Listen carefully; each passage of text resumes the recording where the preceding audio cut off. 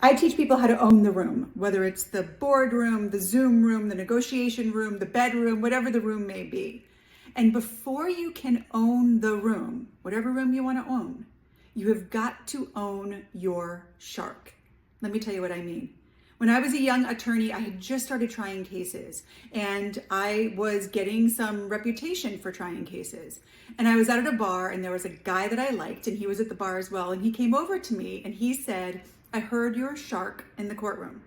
And immediately I got defensive and I wanted to deny it. I wanted to shy away from it. I wanted to say, well, not really. That's not true. I'm actually very nice. I'm actually very sweet. I'm actually very ladylike, all of those things. And in the past, that's what I would have done.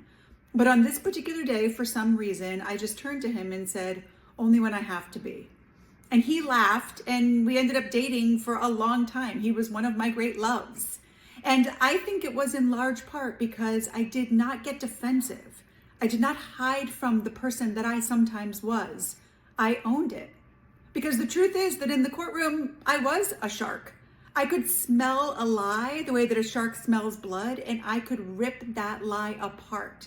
Now, it was also very important to me that in taking down a lie, I never took down someone's dignity, but I could take down a lie. And instead of pretending that wasn't true or being embarrassed of it, I decided to own it. And you have those things too. You have those things that you might feel defensive about, that you might actually feel afraid to admit. Maybe it's that you're super competitive and you're afraid to own it. Maybe it's that you're super sensitive and you cry really easily like I do, but you're afraid to own it. It could be that you are very driven and ambitious, but you're afraid to own it.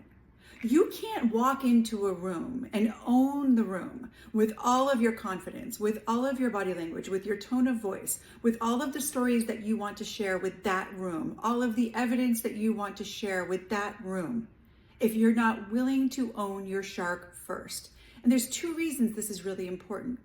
First, when you own your shark, that thing that makes you a little bit nervous, the thing that makes you a little embarrassed, the thing that you're not so sure that other people are going to appreciate, you feel more confident.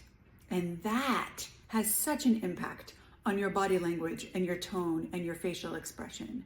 So your mindset changes when you own your shark.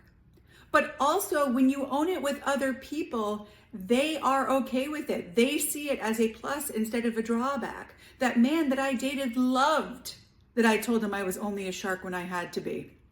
And later in our relationship, I would tell him, don't make me hurt you, because he knew that I had that shark in him and that I was very good at smelling lies and ripping them apart.